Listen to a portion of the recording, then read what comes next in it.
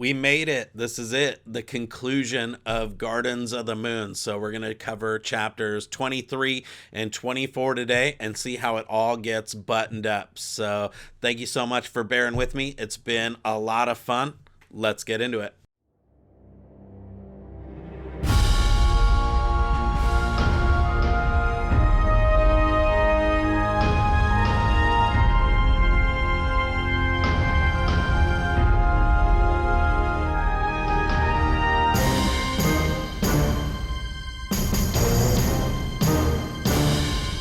All right, so when we left off the last video, Race had just kind of like body jumped from getting dominated in Krupp's dream out of his actual body and taken over Uncle Mammoth's body at the party and just started to lay waste to everything. The witch mage chick, Darudin, from Darujistan, and Quick Ben basically both try and like hold him off. One of Mammoth's like bolts of magic hits Ganos' parent and immediately like teleports him out of there. He basically ends up like in some other worldly like dimension of like Krupp's dream or something like that, and finds Race finessed, basically scrapping with Onos Tuulin. And unfortunately, Onos Tuulin gets taken down by this finessed, which is like fighting for its life. And that's the thing that holds all of Race power, right?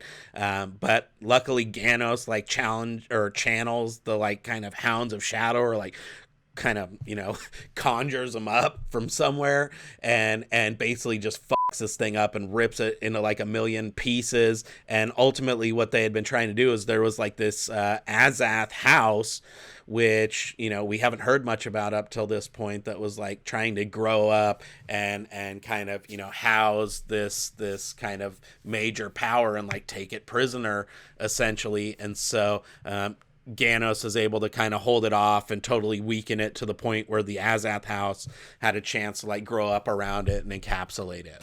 And as soon as he does that, then he's like immediately transported out of Krupp's dream back to the party where he finds like Quick Ben is like unleashed like 7 of his warrens at one time. And even that like witch mage chick Darudin is like, holy shit, this dude is gnarly. And he's actually like able to hold his own against like Raced as Mammoth, right? Which is pretty gnarly, but eventually he gets like tired out and it happens pretty quick. And then like Fiddler launches a cusser at Mammoth from his crossbow from like 10 feet away and just blows it up completely. Unfortunately, it like barely phases Mammoth, right? But the Azath house, which is now like, grown up enough and whatever based on what Ganos did in Krupp's dream, that it snakes out and all the roots like capture Mammoth and they're able to basically boogie out of there. But then they're like finally able to connect the dots that like as they're going out, they're like, we'll just blow everything up. And then they're like, oh shit, we planted those like by the open gas mains because they have all these like gas lamps throughout Darujistan that the gray faces maintain. And they're like, if we do that, they're like, we're not just going to like blow up this estate. They're like, we're going to blow up everything, including ourselves and like all of Darujistan. There's going to be like nothing left. After that, we see Dancer show up, Cotillion, right? And they kind of make peace, him and Ganos' parent. He gets Ganos to give up Oppen's sword, and they both kind of realize that they, hate Lorne and want to take the adjunct down. She's, meanwhile, tracking Crocus and trying to take him down. In order to do that, she kind of unleashes one of Tayshren's, like, crazy demons. And then she goes in for the kill. Darudin and alchemist Baruch retreat back to his crib, and they're basically waiting for Vorkin to show up and kill him, essentially. But while they're sitting there, they're talking about like who was that crazy gnarly badass using like 7 warrens at the same time. So just again, more insight into what a G'd up badass Quick Ben still is. We see Animander Rake link up with Krull in his belfry, and Krull's like, dude, do you really get like satisfaction or get anything out of like getting involved in all these human events? And Rake's like, not really. And then he like immediately turns into a dragon and flies off to put in work on this demon that Lorne has just unleashed. Right as Lorne's about to basically take Crocus down, finally, we see the Crimson Guard step in, and Cal's like talking to Crocus, and Blue's totally just like kind of dominates Lorne. martially, right, with a sword, and just totally dominates her. And he's not a mage or anything, so he wasn't relying on that. So her Odotarl sword didn't help her. He just straight up dominates her skills wise in fighting and kills her. And I think Fingers is the one who takes Crocus back to his uncle and is like, there you go, you're all protected now. Actually takes him to his uncle's, and his uncle's not there, so he goes over to the High Alchemist Baruch's. As she's like laying there dying, Ganos shows up and they kind of have their little chat, and I guess it's like a reconciliation somewhat. There's not really much to it from Ganos' end, but she's like, oh, I missed you. I wish you would have been with me, blah, blah, blah. Oppen shows up and they're super pissed that Ganos gave their sword to Shadow Throne, and so they're just tripping out that he's going to use that sword against him at some point, so they're pissed. And Ganos is like, basically, suck a dick, I don't care. He's like, I don't care that you're pissed. I made my peace with Shadow, and so you're going to just have to deal with it. So then we get to the final chapter, which is basically the climax, right? Where Animander Rake, although he kind of has to struggle a little bit, is able to take out this demon with Dragnipur, and we get to see his sword kind of take the demon inside of it through all the black smoke, and comes out and just like kind of permanent prisoner status, essentially, and will be just kind of forever pulling that wagon that we saw a while ago. Vorkin shows up at Baruch the Alchemist's house and basically is already having achieved taking out the other 7 of the Tarud Cabal. We see Sarat, Animander Rake's like assassin mage chick, show up to try and defend them, and she doesn't do the best job, right? Because apparently Vorkin is like some super gnarly G'd up mage as well. But luckily this is right when Crocus shows up and is able to just like pick up a brick and straight up take her down with a brick to the dome piece, and that kind of saves her. Vorkin escapes, but it does save the life of Alchemist Baruch and Darudin. And so that's basically how the climax ends. That like Raced was only really part of the major conflict, right? They were actually able to deal with Raced pretty easily. Well, not easily, but the Azath was going to be there to take Raced off the map, basically.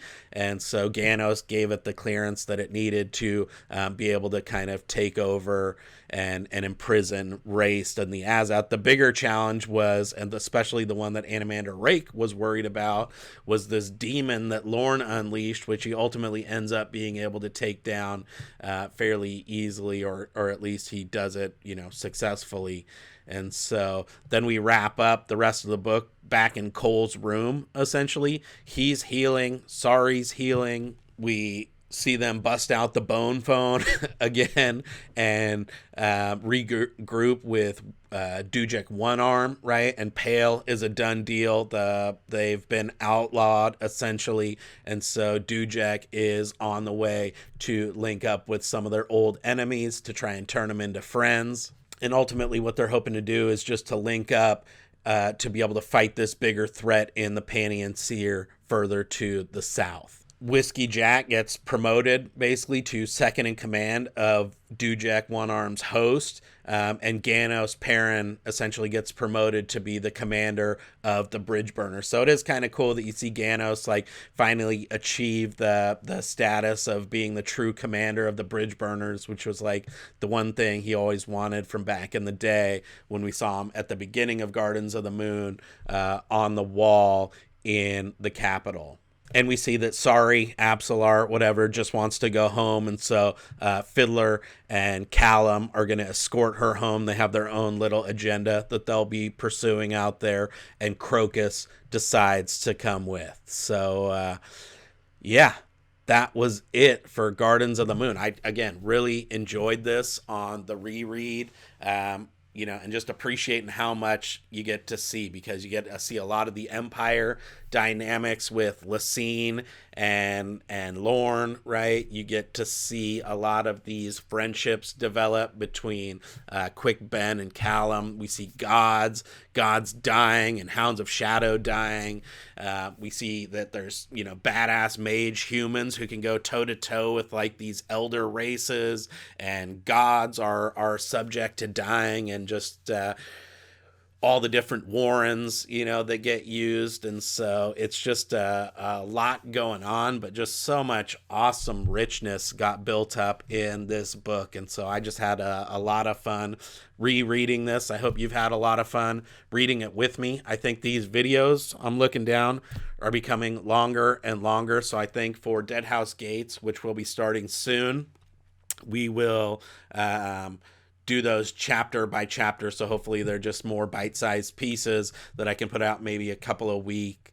And don't hold me to that. I'm going to see how it goes because I do have to work too. But yeah, this has been a lot of fun going back through it with you all. I hope you've enjoyed it. Hopefully it's helpful. Hopefully you guys enjoyed that. Enjoyed the book review / analysis, whatever. If you did, make sure to give it a thumbs up. Consider subscribing to the channel. And we'll see you on the next video. And until then, happy reading. So yeah, that's a wrap for Gardens of the Moon. Like I said, I've really enjoyed rereading. I think on my third time through, I'm just able to pick up on all that kind of nuance and seeds that get planted now that won't pay off for several books down the road, or just like kind of loosely tied.